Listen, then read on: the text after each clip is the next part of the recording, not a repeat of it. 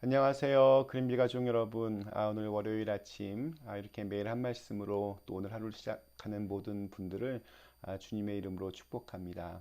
오늘 하루도 우리가 하나님의 말씀을 붙잡고 그렇게 우리의 영혼의 건강함을 유지하는 그런 날이 되기를 기원합니다.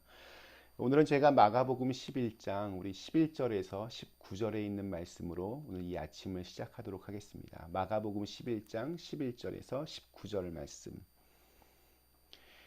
예수께서 예루살렘에 이르러 성전에 들어가사 모든 것을 둘러보시고 때가 이미 저물매 열두 제자를 데리시고 베다니에 나가시니라. 이튿날 그들이 베다니에서 나왔을 때에 예수께서 시장하신지라 멀리서 잎사귀 있는 한 무화과 나무를 보시고 혹 그 나무에 무엇이 있을까 하여 가셨더니 가서 보신즉 잎사귀 외에 아무것도 없더라. 이는 무화과의 때가 아닙니다. 예수께서 나무에게 말씀하여 이르시되 이제부터 영원토록 사람이 내게서 열매를 따먹지 못하리라 하시니 제자들이 이를 듣더라.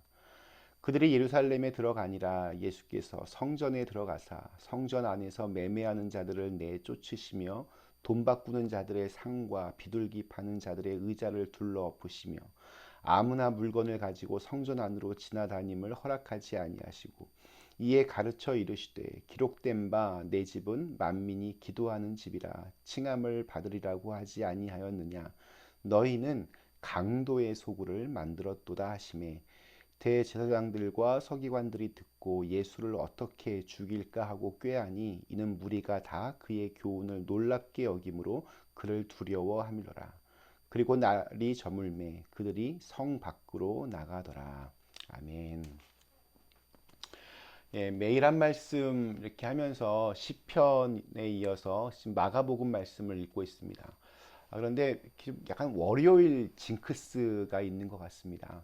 이렇게 밝고 희망차게 일주일을 시작할 수 있도록 좀 우리에게 힘이 되어주는 말씀이 이렇게 월요일 날 딱 나오면 좋겠는데 이상하게도 월요일에 읽게 되는 말씀들은 우리를 이렇게 좀 당혹스럽게 만드는 구절들이 이렇게 자주 등장합니다. 역시 하나님의 말씀은 이렇게 내 입맛대로 읽으면 안 되는구나 하는 생각을 하게 됩니다. 오늘 읽은 말씀도 참 어렵습니다. 또 언뜻 읽으면 예수님이 왜 그러셨는지 이해가 잘 되지도 않고 또 예수님이 너무 과하셨다라는 생각이 들기도 합니다. 예, 오늘 두 가지의 사건이 등장합니다. 하나는 예수님이 무화과 나무를 저주하신 사건입니다. 열매가 없다고 하여서 그 나무를 저주하신 것은 좀 너무 좀 심하지 않나? 좀 지나치지 않나? 그런 생각이 들기도 합니다. 두 번째는 예루살렘 성전에서 주님이 상과 의자를 다 뒤엎으시고 어떻게 보면 이렇게 폭력을 행사하시며 성전을 정화시킨 사건입니다. 기독교를 이렇게 싫어하는 사람들에게 오늘 읽은 이 말씀은 예수님의 그 행동에 굉장히 좀 이렇게 비판의 빌미를 제공하기도 합니다.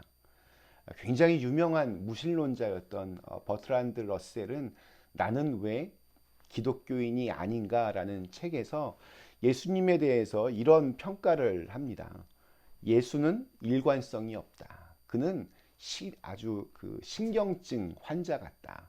그는 원수를 사랑하라고 말하면서도 그렇게 화를 많이 낸다.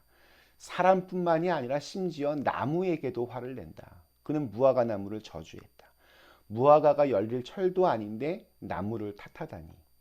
나로서는 예수가 지혜로 보나 도덕성으로 보나 역사에 남은 다른 사람들만한 높은 위치에 있다고 도저히 볼 수가 없다.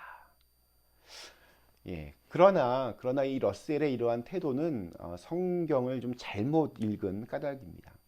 이 무화과 나무를 저주하신 사건은 단순히 예수님이 어떤 그 분노 조절에 실패했거나 아니면 무화과 나무 자체와 그렇게 관련된 일이 아닙니다.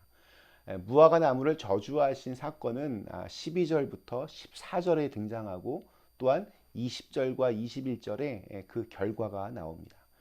그리고 그 사이에 성전 정화 사건이 실려 있습니다. 마가복음을 읽으면서 제가 몇 번 이렇게 언급한 것 같은데 마가는 샌드위치 기법을 자주 사용합니다. 예를 들어서 마가복음 5장에서 회당장 야이로가 자신의 딸을 살려달라고 예수님께 간청을 드리고 예수님이 그 집으로 가는 도중에 혈류병을 앓던 여인이 예수님의 옷에 손을 대고 고침을 받는 사건이 나옵니다.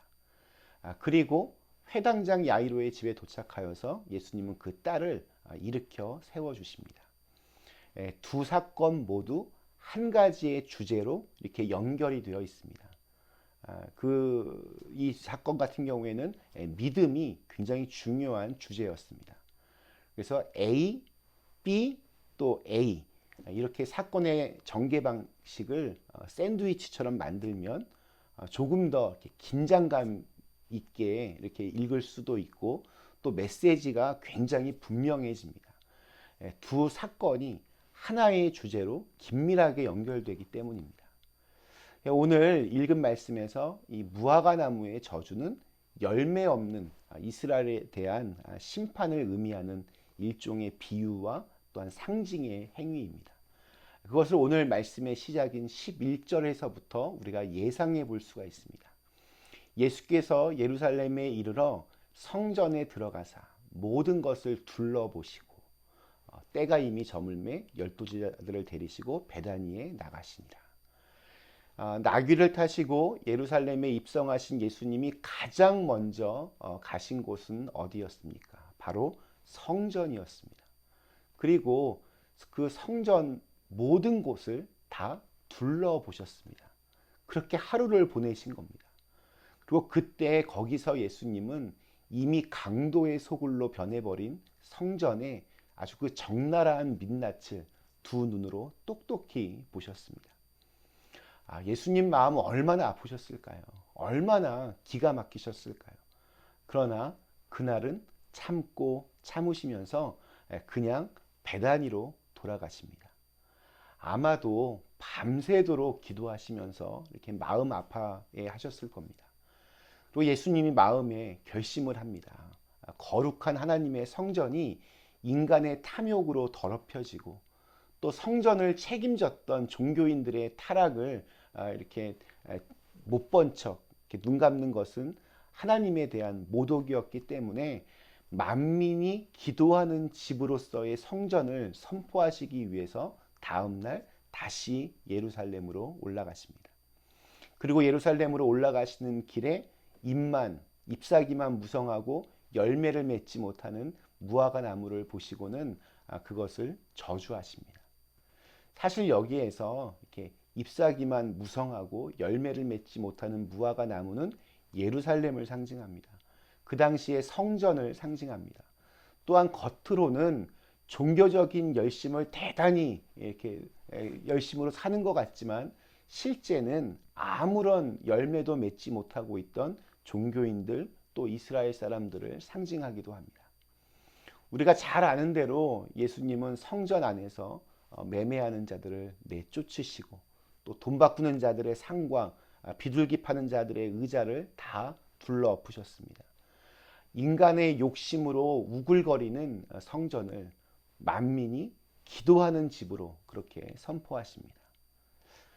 오늘 말씀 준비하면서 나는 열매를 맺고 있는가? 라는 질문을 스스로에게 던지지 않을 수 없었습니다. 오늘 매일 한 말씀으로 이렇게 묵상하시는 우리 그린빌 가족들도 한번 스스로에게 물어보셨으면 좋겠습니다. 나는 지금 열매를 맺어가고 있는가?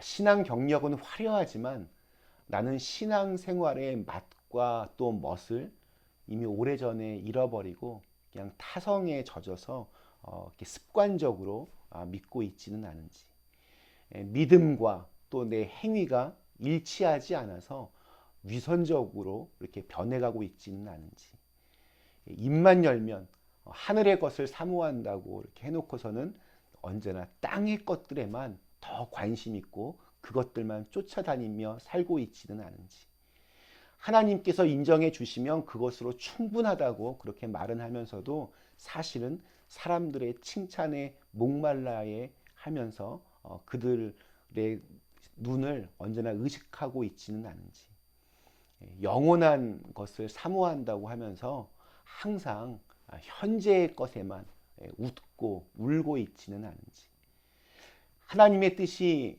먼저라고 그렇게 얘기하면서도 내 것에만 집착하며 살고 있지는 않은지, 오늘 하루 우리의 삶의 자리에서 정말 그리스도인다운 그런 믿음의 열매가 조금씩 조금씩 맺혀질 수 있게 되기를 주님의 이름으로 간절히 기원합니다.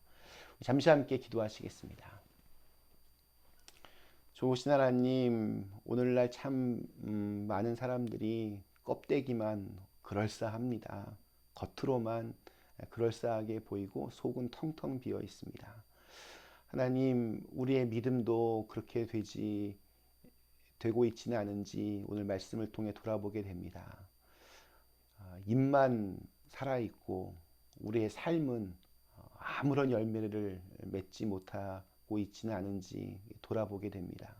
하나님, 저희를 긍휼히 여겨주시고 우리의 삶 속에서 정말 예수 그리스도의 향기가 나고 또 예수 그리스도의 열매를 맺어 나갈 수 있도록 인도하여 주시옵소서. 예수님의 이름으로 간절히 기도드리옵나이다. 아멘.